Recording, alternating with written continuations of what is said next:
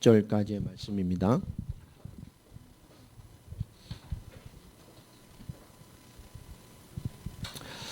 야고보서 5장 7절로 20절까지의 말씀, 우리 신약 375페이지 전후에 있습니다. 찾으신 줄 알고요. 우리 7절부터 20절까지 우리 천천히 같이 합독하겠습니다. 시작. 그러므로 형제들아, 주께서 강림하시기까지 길이 참으라. 보라, 농부가 땅에서 나는 귀한 열매를 바라고 길이 참아 이른 비와 늦은 비를 기다리나니 너희도 길이 참고 마음을 굳건하게 하라. 주의 강림이 가까우니라. 형제들아, 서로 원망하지 말라. 그리하여야 심판을 면하리라. 보라, 심판주가 문 밖에 서 계시니라. 형제들아, 주의 이름으로 말한 선지자들을 고난과 오래 참음의 본으로 삼으라. 보라, 인내하는 자를 우리가 복되다 하나니 너희가 욥의 인내를 들었고 주께서 주신 결말을 보았거니와 주는 가장 자비하시고 긍휼히 여기시는 이시니라. 내 형제들아, 무엇보다도 맹세하지 말지니 하늘로나 땅으로나 아무 다른 곳으로도 맹세하지 말고 오직 너희가 그렇다고 생각하는 것은 그렇다 하고 아니라고 생각하는 것은 아니라 하여 정죄받음을 면하라. 너희 중에 고난당하는 자가 있느냐? 그는 기도할 것이요. 즐거워하는 자가 있느냐? 그는 찬송할지니라. 너희 중에 병든 자가 있느냐? 그는 교회의 장로들을 청할 것이요. 그들은 주의 이름으로 기름을 바르며 그를 위하여 기도할지니라. 믿음의 기도는 병든 자를 구원하리니 주께서 그를 일으키시리라. 혹시 죄를 범하였을지라도 사심을 받으리라. 그러므로 너희 죄를 서로 고백하여 병이 낫기를 위하여 서로 기도하라. 의인의 간구는 역사하는 힘이 큼이니라. 엘리야는 우리와 성정이 같은 사람이로되 그가 비가 오지 않기를 간절히 기도한즉 3년 6개월 동안 땅에 비가 오지 아니하고 다시 기도하니 하늘이 비를 주고 땅이 열매를 맺었느니라. 내 형제들아, 너희 중에 미혹되어 진리를 떠난 자를 누가 돌아서게 하면 너희가 알 것은 죄인을 미혹된 길에서 돌아서게 하는 자가 그의 영혼을 사망에서 구원할 것이며 허다한 죄를 덮을 것임이라. 아멘. 응답 받으셨습니까? 야고보서의 결론이고요. 마지막 장입니다. 오늘 말씀 제목을 굳건함, 영적 삶, 진리라는 제목으로 우리 함께 은혜를 또 응답을 하나님의 인도를 말씀을 통해서 함께 나누기를 주의 이름으로 축복합니다. 우리 앞뒤 성도님께 한번 인사하겠습니다. 오늘 응답을 받읍시다. 다시 한번 합시다. 꼭 받읍시다. 네, 꼭 받으시기 바랍니다. 하나님의 것에 대해서 천국은 침노하는 자의 것이라고 하나님 앞에 뜻과 계획 또 하나님 앞에 의지가 서 있는 자에게 하나님의 새로운 인도들 또 그런 하나님의 뜻이 서 있고 의지가 서 있는 자에게 하나님의 말씀이 살아있는 말씀으로 오게 됩니다. 예배의 축복을 놓치는 가장 근본된 것은 예배의 자세도 있지만 예배나 하나님 앞에서의 우리 신앙의 의지와 뜻이 허물어져 있을 때가 참 많죠. 오늘 하나님의 음성과 말씀을 통해 주시는 말씀을 통해 주의 음성을 받는 시간입니다. 여러분, 하나님 앞에서의 의지와 신앙의 뜻이 세워져 있어서 그 위에 하나님의 영광이 걸릴 수 있는 그런 깨어있음의 시간이 되기를 바랍니다. 예배를 참여하는 것과 예배를 드리는 것은 다른 것이죠. 예배를 드리는 것과 하나님의 인도와 응답을 받은 것은 다른 것입니다. 또 예배와 은혜와 응답을 받았어도 은혜와 응답을 받은 것과 그 은혜와 응답이 우리의 삶을 끊임없이 두드리는 것은 또 다른 얘기입니다. 오늘 이 신앙에 또 하나님의 예배를 통해 주시는 귀중한 것들이 채워지는 시간이 됐으면 좋겠습니다. 그리스도를 믿는 자, 이게 그리스도인입니다. 또 그리스도를 믿고 확신하며 살아가는 자, 이것이 그리스도의 제자입니다. 결국 그리스도인과 그리스도의 제자는 그리스도를 믿고 그리스도를 확신하고 그리스도로 살아가는 자입니다. 그래서 그리스도인으로 그리스도의 제자로 올바르게 살아가는 교회된 자의 삶을 잘 살아가는 것이 우리의 근본 이 세상 삶의 사명입니다. 우리는 나그네 된 자의 삶을 산다라고 얘기를 합니다. 우린 잠깐 살다 가죠. 영원한 세계. 영원이라는 건 시간의 분량이 아니죠. 영원이라는 건 시간의 개념이 아닙니다. 하나님은 시간이 필요 없는 분이죠. 영원하신 분입니다. 영원부터 영원까지. 이건 시간이 아닙니다. 우리 인간의 이 땅에 살아가는 하나님의 원리 속에 시간이 필요한 것이죠. 우리는 그런 시간의 개념 넘어서는 그 영원한 하나님이 함께하는 자입니다. 우리가 그리스도를 믿고 따라가는 우리의 삶, 마땅한 그리스도인이요 그리스도의 제자요 이 땅에 교회된 자의 삶을 살아가고 인도함 받는 것. 오늘 그 교회된 자, 또 그리스도인이고 그리스도의 제자로 살아가는 자들에게 그동안 이 많은 교회들에게 야고보 목사님께서 어떤 말씀을 전해주시느냐.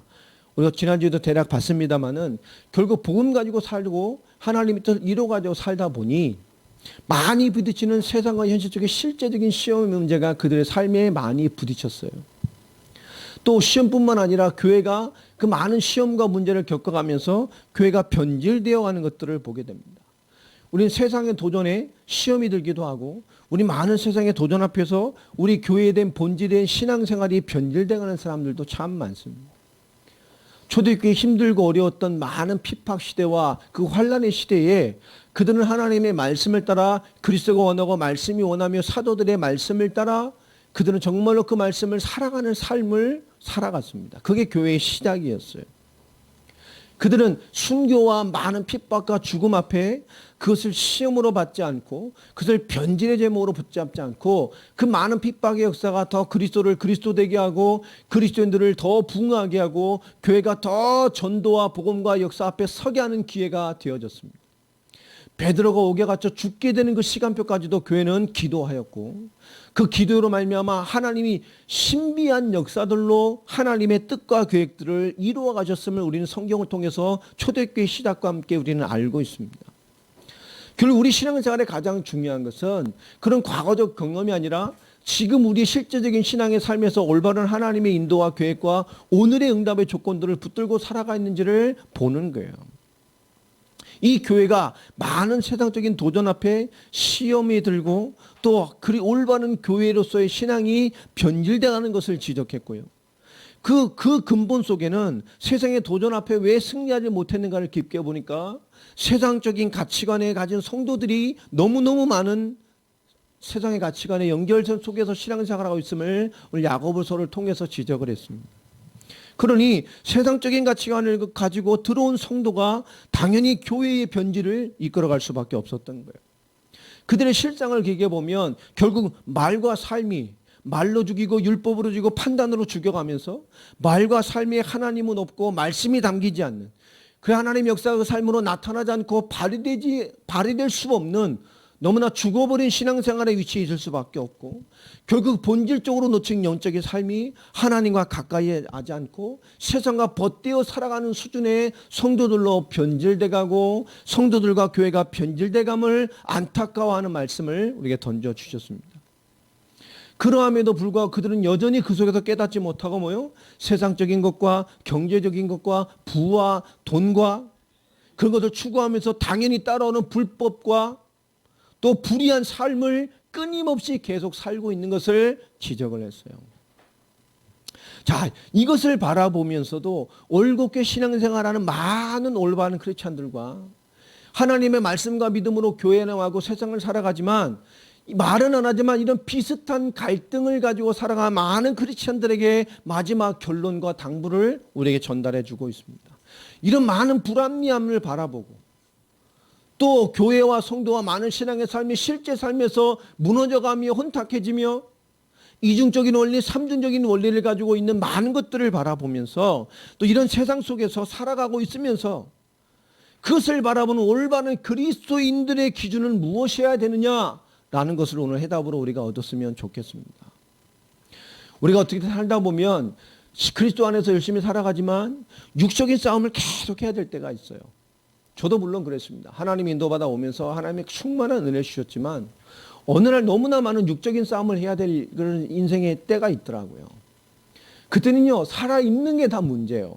은혜로 참 감사하고 뛰어넘어가지만 그렇게 엎친 데 막 그 코 깨지면 여기 계속 육신적인 것들이 그것이 끊임없이 오는지요.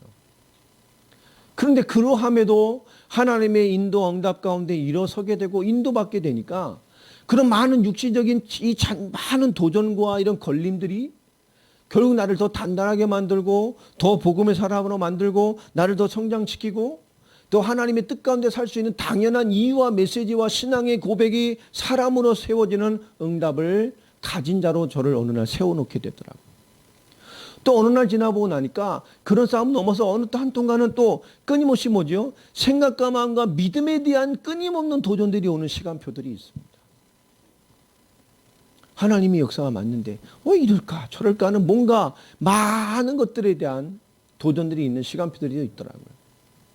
그런데 그때 하나님께서 우리에게 쉬운 것은 뭐죠? 눈으로 보이는 것이 중요한 것이 아니라 그 이면에 있는 하나님의 영적인 인도와 주님의 손길이 있음을 인정하고 끊임없이 하나님 앞에 무릎 꿇고 묻고 말씀을 보고 그 말씀 속에 답을 주면서 하나님의 모든 것 속에 내 자신을 더 단단하게 하고 내가 도저히 이해할 수 없는 불합리함과 이해할 수 없는 앞뒤가 안 맞는 일이 있다 할지라도 그 어떤 것과 상관없이 하나님 앞에 올곧게 마음과 생각과 중심과 뜻과 내 의지와 모든 지성이 하나님을 향해 가며 하나님 앞에 무릎 꿇고 하나님 앞에 순응할 수밖에 없는 삶으로 이끌어가는 사람으로 나를 이끌어가기 위한 하나님의 방법이었음을 어느 날 알게 됩니다.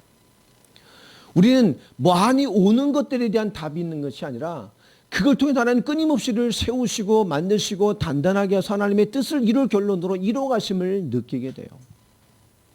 여러분 신앙생활 하면서 아무런 영적 싸움과 육적인 싸움과 큰 싸움이 없었다. 이거 좋고 축복받을 일입니다만은 깊게 보면 그 사람은 어떻게 보면 하나님이라는 신앙 안에서 제대로 싸워본 경험이 없는 사람일 수 있습니다.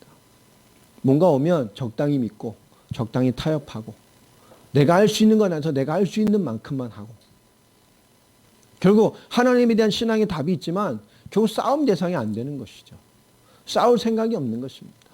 늘 믿음의 동기는 있다 할지라도 결국 하나님 앞에 작은 것 하나님의 뜻 가운데로 중요한 선택과 결정과 하나님 앞에 중요한 것을 내어드리는 삶을 살지 못하는 겁니다. 우리가 드리는 예물이나 헌금이나 11조나 다 마찬가지죠. 하나님의 뜻과 계획 가운데 하나님의 말씀을 순종하는 육체적인 삶과 신앙의 삶에 대한 답을 얻지 못하면 하나님의 것을 누리지 못합니다. 정말로 하나님의 경제의 축복을 받으려면 경제라는 것을 두고 싸워봐야 된다니까요. 그게 하나님의 큰 계획이 숨어져 있습니다. 힘들고 어려운 것 같은데 그렇지 않아요. 그 속에 하나님의 더 큰 무언가가 있습니다. 제 큰 조카가 미국에 지금 얼바인 쪽에 목사 사모입니다. 한인교회 큰 교회 지금 부목사인데요. 선교 파트를 담당하고 있는데 제가 어렸을 때 청소년 때 제가 걔를 좀 데리고 몇 년 살았어요. 제가 막 복음으로 뜨겁고 막 주님 만나 뜨거울 때니까 그 아이가 매일 예배드리고 그 애가 좀 방황할 때 그 청소년 때 매일 예배드리고 기도하고 찬양하고 제일 가르친 게 뭐냐 제가 예배와 헌금이었습니다. 예배 때마다 감사하기 한 주간 살아가면서 정말 하나님께 한 주간 감사할 것이 하나 없었다는 것은 그는 힘든 하나님의 응답을 받을 하나님 내 삶이 연결되어 있음을 느끼지 못하고 산 것이다. 그렇죠? 네가 한 주간 살아가면 정말 감사했던 걸 찾아하니까 감사한 것만. 네가 중학생이 뭔 돈 있겠어요? 그죠? 지 쓰고 먹을 건 있어 헌금할 건 없는 때 아닙니까? 남자친구 만나 쓸 돈은 있어도 하나님께 드릴 건 없는 때거든. 매주 제가 용돈도 주고 뭐지만 그 아이가 매주 그것에 대해 헌금을 하게 했어요. 감사헌금, 11조. 또 하나는 뭐죠? 하나님의 뜻을 잇는 목적, 자기 평생의 기도 제목을 잘 드리는 거.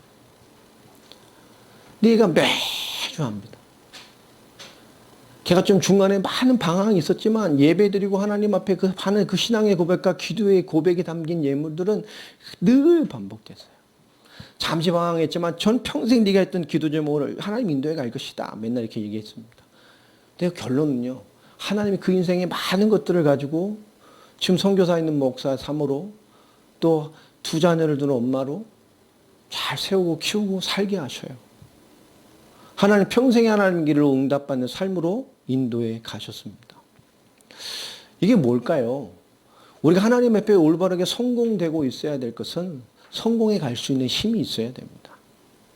하나님 알고 있거든요. 잠시하다 말 것이 이제 진짜 할 사람인지, 조금 쓰임받아 갈 사람인지, 정말 하나님의 계획을 이룰 사람인지 하나님은 우리의 모든 것들을 통해서 우리를 보고 계시고 테스트하시고 판단하고 계십니다. 하나님의 계획 가운데 인도함 받고 쓰임받는 자들이 되기를 주의 이름으로 축원합니다. 결국 이런 것들에 대한 것들이 우리가 어떻게 바라보고 어떻게 살아가고 어떻게 인도를 받아가야 될 것인가. 야고보서에 나는 많은 불합리하고 우리에게 도전을 주며 우리를 점검하게 했던 많은 말씀들 앞에서 오늘 야고보 목사님 우리에게 굉장히 중요한 마지막 결론으로 우리 세 가지 주제를 던져주고 있습니다. 첫 번째가 뭐죠? 굳건함이요. 두 번째는 뭡니까? 그 굳건함 속에 주어주는 영적인 삶을 얘기합니다. 그리고 세 번째가 뭐죠? 진리입니다. 오늘 이 마지막 이 모든 것 앞에 우리가 승리할 답과 결론으로 주신 것을 보면 7절부터 9절까지 보면 그러므로 형제들아 주께서 강림하시기까지 길이 참으라. 보라 농부가 땅에서 나는 귀한 열매를 바라고 길이 참아 이른 비와 늦은 비를 기다리나니 너희도 길이 참고 마음을 굳건하게 하라. 주의 강림이 가까우니라. 형제들아 서로 원망하지 말라. 그리하여야 심판을 면하리라. 보라 심판주가 문 밖에서 계시니라. 무슨 말입니까? 결국 이 많은 것 앞에 우리의 신앙의 결론이 뭐라는 거죠?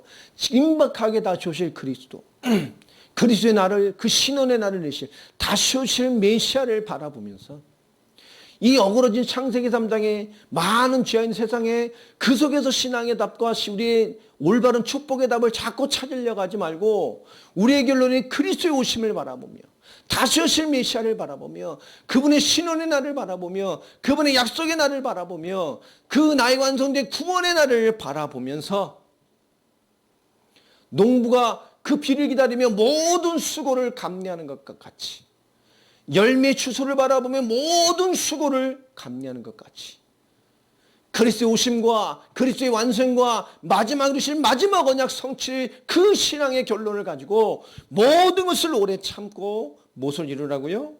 마음을 굳건하게 하라. 아멘입니까? 우리가 바라볼 가장 중요한 답은 이 땅에 다시 오실 그리스도.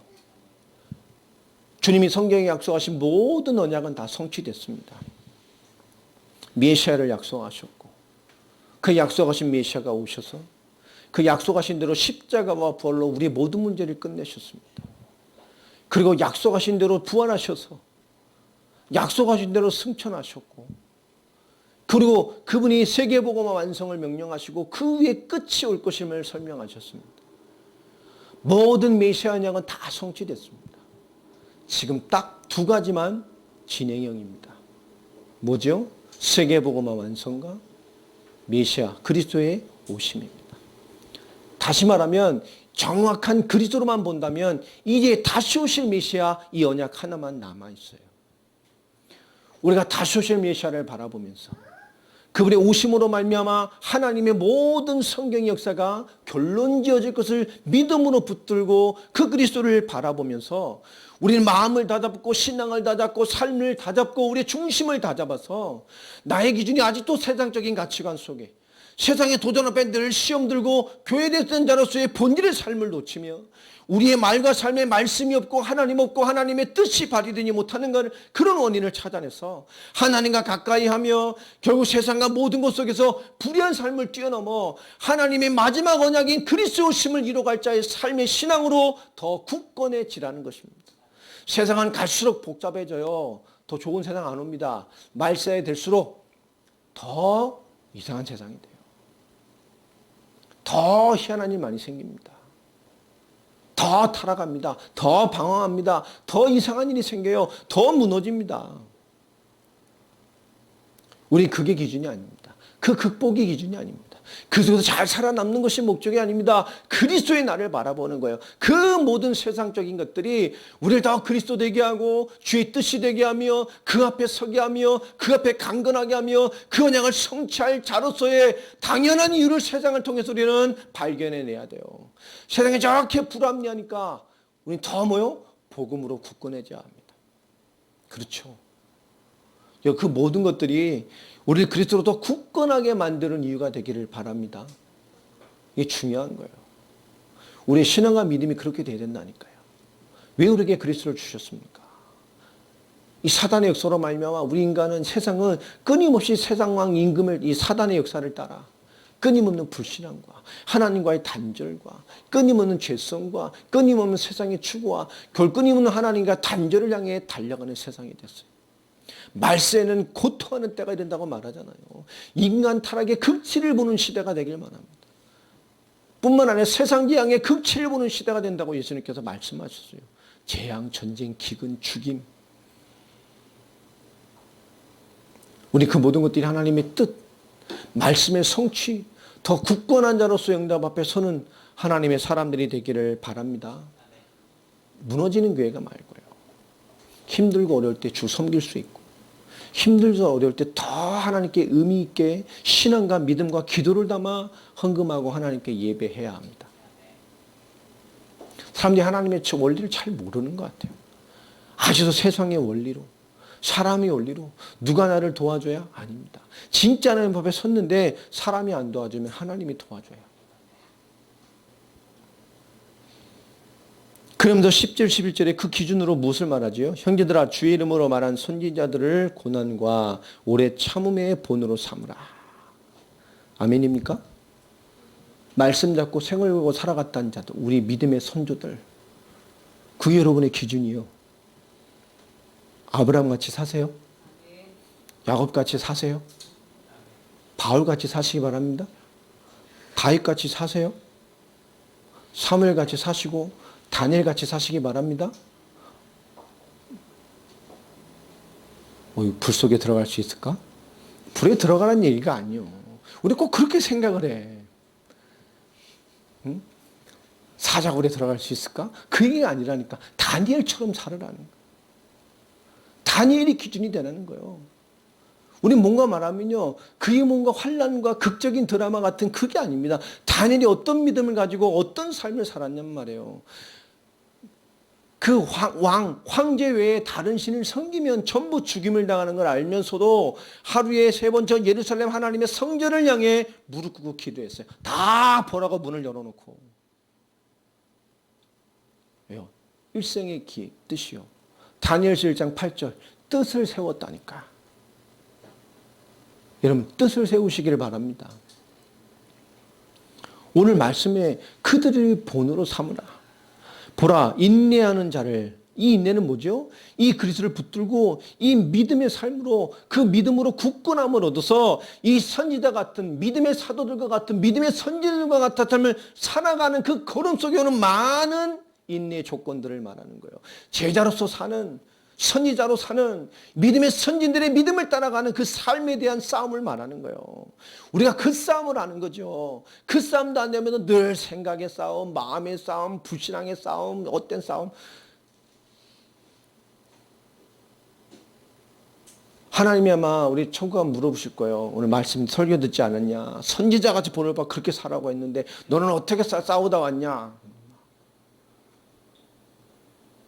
오빠하고 돈 10,000원 때문에 싸우다 왔습니다. 그러면 어떡하겠어요? 오빠하고 막, 그죠? 그런 싸움이 아니라 이게 선지자들이 본이에요. 보라, 인내하는 자를 우리가 복되다 하나니 너희가 욥의 인내를 들었고 주께서 주신 결말을 보았거니와 주는 가장 자비하시고 긍휼히 여기시는 이시니라. 욥이 어떤 사람이죠? 선지자 중에 가장 엉망진창인 선지자 아닙니까? 욥기서의 주제죠. 훌륭한 선지자였어요? 아닙니다. 성경의 선지자 중에 나온 사람 중에 가장 엉망진창인 사람이었어요. 하나님의 음성을 듣고도 뭐 했죠? 도망갔어요. 순종하기 싫어서. 하물며 그 땅으로 가라고 하니까 그 땅을 갔어요, 안 갔어요? 안 가서. 왜? 악한 놈들의 땅이거든. 완전히 뭐한 사람이에요? 그 당시에 극악무도한 불신자의 땅이에요. 어떤 민족이었어요? 붉은 군대라서 잔인하게 극치 없는, 생각하면 치를 떠는 민족들이었어요. 가는 지역에 황복하지 않으면 자비를 베풀지 않았던 그 당시 공포의 대상이었어요. 임신한 여자들의 배를 갈라서 애를 꺼내 죽이고, 어린아이들은 뭐 했어요? 그 당시에 소가 끄는 큰 맷돌 있잖아요. 엔자 맷돌. 거기다 애들 발을 잡고 뭐예요? 이런 어린아이들을 발을 잡고 머리를 내리쳐서 머리를 깨서 죽여요. 하나님 보시기에 가장 악한 짓들을 했던 거예요. 거길 가라는 거예요. 뭐라고 말했습니까? 이 죄인들의 성에 내가 왜 가냐니까 하나님 맞아요. 저런 놈들을. 이게 선지자였다니까 욥이. 엉망진창이 하나님 앞에 음성을 듣고도 도망가고. 그건 요나였죠. 헷갈렸습니다. 제가 왜 이렇게 헷갈렸나 모르겠네. 이 욥은 어떤 사람이었죠? 야곱 시대 사람입니다. 족장이었어요. 우리 아들이 눈이 커졌었구나. 내가 갑자기 헷갈렸어요. 이 족장 시대 사람입니다. 야곱 시대 인물이었죠. 비슷한 맥락입니다. 하나님의 말씀을 가지고 이뤄가는 자고 믿음의 사람이었어요. 어느 정도 믿음이 신실했냐? 사단이 테스트를 할 만큼. 하나님이 기꺼이 사단에게 내어주고 생명만 보존하셨던 만큼. 모든 시험과 모든 조건들이 그것이 이해할 수 없는 것들을 경했지만 하루아침에 열의 자녀를 재앙을 잃어버리고 재산 잃어버리고 온몸이 이 피부병이 걸려서 귀화장으로 자기 피부를 긁는, 내 입술에 멀쩡한 곳이란 뭐밖에 없어요? 입술밖에 없다고 했던. 그러함에도 그의 고난의 소식을 듣고 그의 고난의 모습을 보고 부인도 저주하고 가버리고, 그의 절친한 친구들도 와서 뭐하죠? 욥기서를 보면 이 친구들의 이 말들을, 비판의 말을 보면 전부 뭐로 돼 있죠? 그러니까 우리가 그냥 읽으면 전부 옳은 말이에요. 미사역으로 하나님의 신앙에 대해서 설명하면서 네가 하나님 말씀 이렇게 하지 않았냐? 그때마다 욥은 뭐라고 대답합니까? 내가 하나님 앞에 어그러짐이 없이 살았고 그 하나님을 신뢰하고 있음을 고백합니다. 그리고 그들의 보기 좋은 허울 좋은 신앙의 고백들에서 보여 올바른 답들을 주게 되죠. 하나님이 그를 10배로 회복시키셨죠. 근데 욥은 어떤 응답을 받습니까? 하나님 앞에 그 밤의 모든 재앙까지도 하나님의 것으로 인정했어요. 하나님이 주신 것, 하나님이 가져가신 것. 자기는 어떤 환경이 있어도 하나님을 찬양할 수밖에 없어요. 내가 다 잃었다고 해서, 내가 다 고난 속에 있다 해서, 내가 사랑하는 모든 것을 잃었다고 해서 내가 어떻게 하나님을 찬양하지 않을 수가, 하나님을 저주할 수 있어요? 하물며 친구들의 고백대로 저주대로 내가 죄의 대가를 받는 것이라 할지라도 나는 뭐 할 수밖에 없어요? 하나님 예배할 수밖에 없어요. 맞습니까? 내가 하나님 주는 재앙을 받고 있는 것이라 해도 하나님을 찬양할 수밖에 없어요. 여러분, 다른 것입니다. 결국 모든 것을 뺏어갈 수 있지만 하나님의 역사의 근본은 우리 신앙과 믿음에 대한 답을 받고 가라가는 것이에요.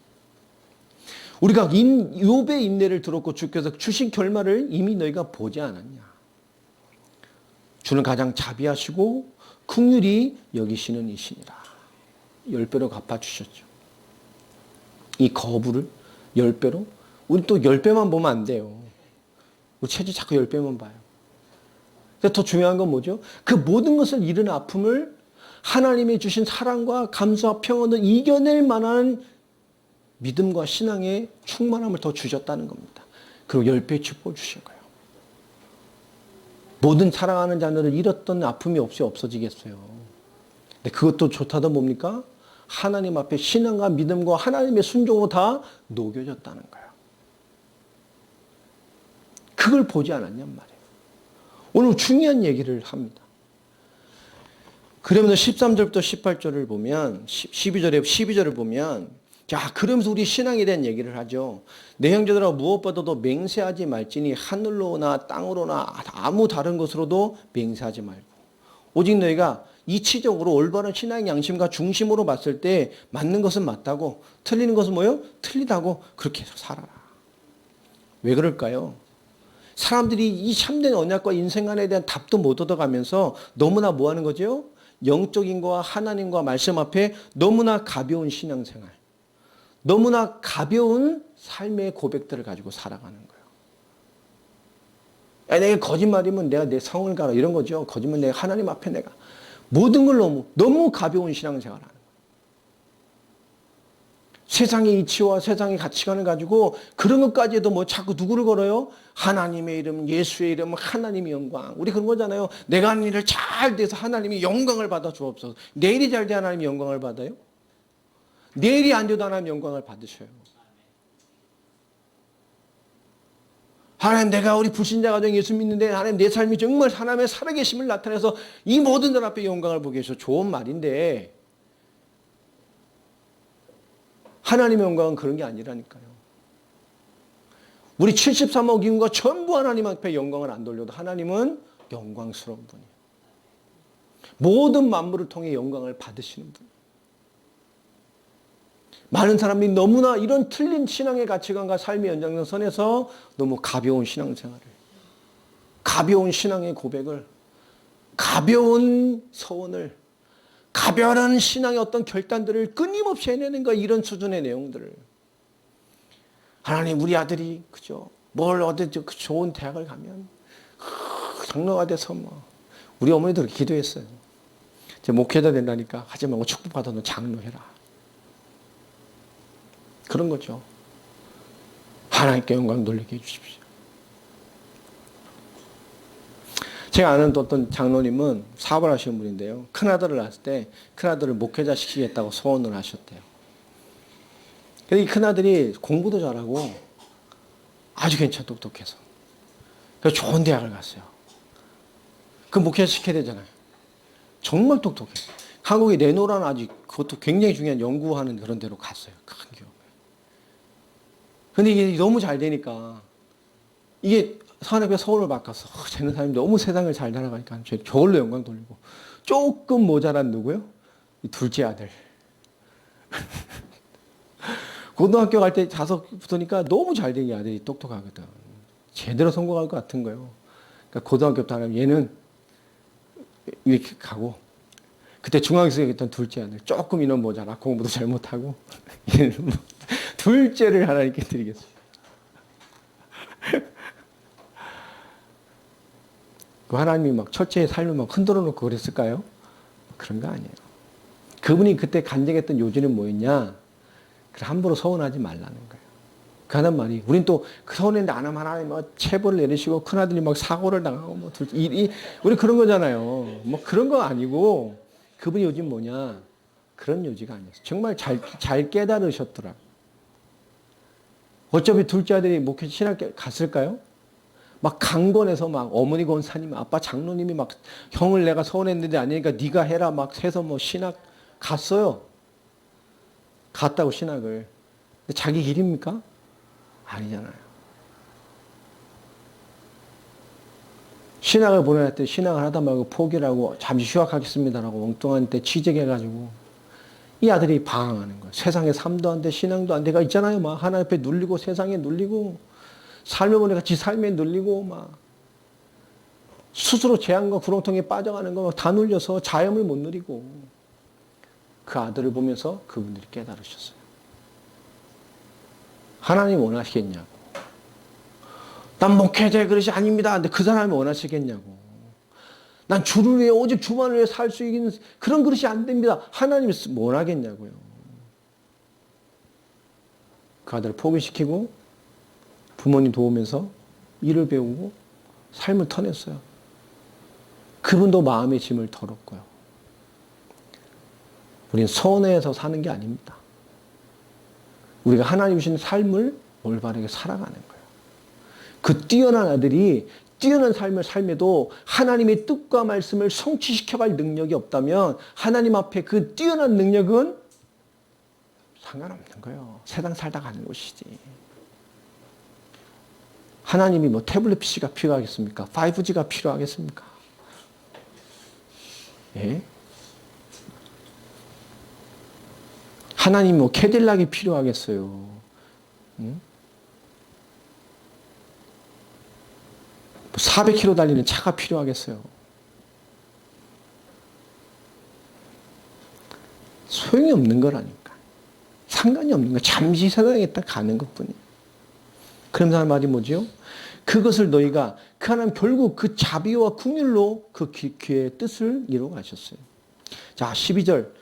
오늘 말씀인 것처럼 우리 너무 가벼운 신앙생활을 한단 말이에요. 그런 가벼운 것에 너희가 빠지지 말라는 거예요. 왜 그렇죠? 정죄를 받음을 면할 것이다. 스스로 우리 입이 올무가 되고 우리 신앙의 삶이 올무가 된단 말이에요. 그러면서 13절, 18절 가장 중요한 얘기를 합니다. 제가 이렇게 병신방을 가거나 할 때 또 기도하는 구절들이 여기 다 있죠. 우리 영적인 삶에 대한 얘기를 해요.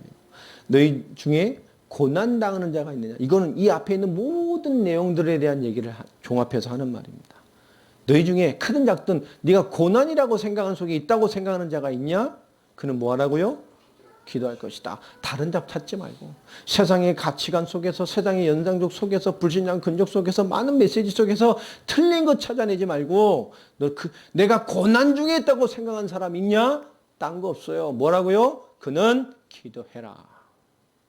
정말 믿는다면, 정말 그리스도인이라면, 그리스도를 믿는 믿음의 사람이라면, 제자라면, 이 땅은 교회된 자의 삶을 사는 자가 맞다면, 그 믿음을 가지고 있다면, 하나님의 궁극적인 역사를 알고 있다면, 요배하시 역사하신 하나님의 인내에 대한 가치와 굳건함의 비밀과 마땅히 어떠함에도 불구하고 굳건하게 주님의 길을 걸어갈 신앙의 답이 있는 사람이 맞다면, 당면한 모든 것 앞에 기도라는 엄청난 것에 네 인생을 걸어라 그 말입니다. 비교하지 말고 비교의식 갖지 말고 틀린 상처와 이런 거 있지 말고 기도하라니까요. 너무 잘 되는 사람이 있습니까? 그 사람 뭐 하라는 거예요? 그 즐거움을 뭘로 바꾸는 거예요? 찬송으로 바꾸는 거예요. 하나님의 영광을 돌리고 하나님을 찬미하고 하나님을 위하여 하나님을 칭송하며 하나님을 더 높여드리는 인생을 살으라는 겁니다. 너희 중에 병든 자가 있느냐? 생각과 마음과 영혼에 병든 사람이 있습니까? 그는 교회의 장로들을 청할 것이요. 교회 리더들이죠.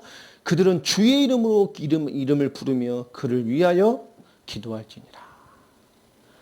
여러분, 병들고 연약한 자들에게 뭐요? 함께 기도하는 겁니다. 혼자도 기도하지만 함께 기도하는 거예요. 여러분, 생각에 연약함이 있습니까? 함께 기도하는 거예요. 마음의 연약함이 있습니까? 함께 기도하는 거예요. 보이는 삶과 많은 삶과 세상 것 속에 여러분 부족함이 있어요? 그 속에 너무나 여러분 병든 거, 여러분 지쳐가는 게 있습니까? 함께 기도하는 거예요. 교회 리더와 함께, 교회 공동체가 함께, 기도라는 엄청난 축복 속에 여러분 거하게 되기를 바랍니다. 혼자 고민하지 말고, 신앙생활은 절대 혼자 하는 거 아닙니다. 하나님 아시지요. 하나님 다 알아요. 말 안 해도 알아. 그 다음 어쨌다고요? 하나님 아시는데. 함께 기도하라니까. 우리의 뜻과 기도와 중심과 눈물이 모여서 하나님의 보좌에 상달되고 하나님의 그 뜻 앞에 우리의 그 울림 앞에 하나님의 시간표와 뜻과 계획을 더 하나님의 궁극적인 뜻을 이루어가도록 우리의 삶을 인도해 가신다니까요.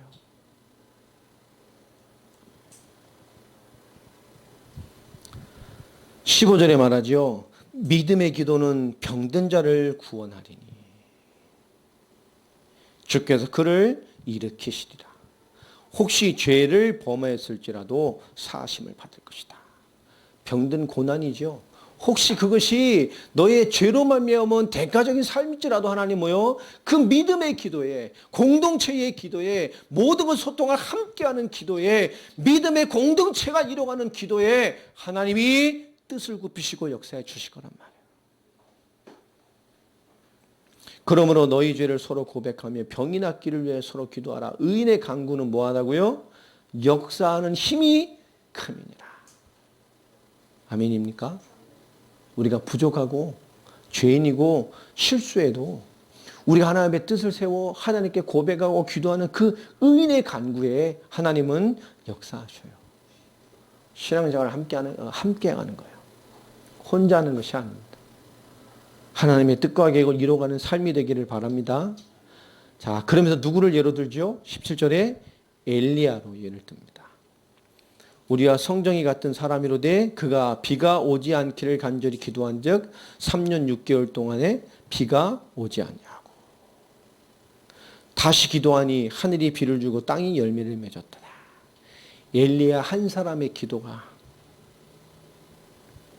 우리와 똑같은 성경을 가진 그 똑같은 사람인 엘리야의 기도가 역사의 시간표를 움직였던 것처럼 우리 믿음의 사람이 정말 이 혼탁한 신앙과 믿음의 변질의 시대에 올바른 말씀을 잡고 굳건히 믿음을 지켜 올바른 선지자의 모델을 붙들고 주의 뜻을 이루가기를 잠잠히 기다리는 영적인 삶을 살고 있는 우리에게 한 사람의 기도에 영향이 있던 것처럼 우리 기도도 뭐요? 그러한 영향력 있는 영적인 삶과 결과들을 주실 거라는 겁니다.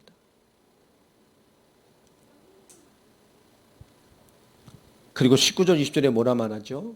마지막 붙잡아야 될 거예요. 내 형제들아 너희 중에 미혹됐다는 것은 앞에 있는 모든 얘기들이에요. 지적했던 내용들. 진리를 떠난 자를 누가 돌아서게 하며 놓치지 않습니다. 이런 불합리한 신앙에 빠져서 쉬었는 자도 있었겠죠. 시험을 못 이기고 또 불신자의 삶으로 세상의 원리로 간 사람도 있겠죠. 아직도 은혜 받은 것은 있고 신앙의 미안함과 이 그리스도에 대한 미안함과 하나님 앞에 죄송함을 가지고 불신자처럼 불신자의 원리로 그렇게 살아가는 뭔가 신앙의 갈등을 가지고 살아있는 사람들이 있을 거란 말이에요. 그런 사람들 어떻게 할 겁니까? 신앙 팔아먹었어요? 하나님 떠났으니까 내쳐야 됩니까? 그런 겁니까? 아니에요. 진리가 부족하니까, 진리가 약하니까, 진리의 믿음이 연약하니까 그것 중에 미혹되어서 진리를 떠난 자를 누가 살려낼 거냐니까요. 이 복음 받아놓고 미혹되어 떠난 저 연약한 세상의 원리 때문에, 돈 때문에, 사람 때문에, 말 때문에, 율법 때문에, 정죄 때문에, 자기의 불신앙 때문에, 세상 원리 때문에 그것을 극복하지 못하고 결국 믿음과 역사로 살지 못하는 삶의 원리를 붙잡아버린 저들을 누가 살려낼 겁니까? 믿었었다고 믿어봤다고 하지만 결국 엉뚱한 진리를 붙들고 살아가는 저 사람들을 20절 너희가 알 것은 죄인을 미혹된 길에서 돌아서게 하는 자가 그의 영혼을 사망에서 구원할 것이며 허탄한 죄를 덮을 것이다. 이런 사람들까지도 살려내라고 말을 합니다. 여러분, 우리는 모든 것을 통해서 하나님이신 응답과 답들을 찾아가야 합니다. 하나님의 응답들을 찾아가야 해요. 우리는 하나님 인도를 따라가다가도 하나님 스탑하면 그 속에서 하나님의 뜻과 응답과 내용을 찾아야 하고 그동안 했던 방법도 다 내려놓고 새로운 방법으로 인도를 받아야 하고 하나님 원하는 길을 찾아 하나님 원하는 것을 찾을 때까지 고민하며 멈춰서야 할 때도 있고 어쨌든 다 안 맞지만 더 열심히 주의 길을 가야 될 때도 있습니다. 여러분 그것을 볼 수 있는 지혜의 사람, 기도의 사람, 영의 사람, 믿음의 사람 우리의 신앙과 삶과 믿음과 삶의 원리가 철저하게 분리되어 버린 야고보서의 지적을 당하는 자의 삶이 아닌 그 하나님의 뜻을 이루어갈 수 있는 그런 언약의 사람 이 시대의 마지막 선지자 역할을 감당해내는 주역들로 살아가는 믿음의 사람들이 되어지기를 예수 그리스도의 이름으로 축원합니다. 기도하겠습니다. 하나님 감사합니다. 오늘도 말씀 주셨습니다. 성령의 충만함과 인도와 역사 가운데 거하게 하시고 주신 말씀 한 주간 모든 삶을 통해서 충만함 가운데 있게 하여 주옵소서. 주 예수 그리스도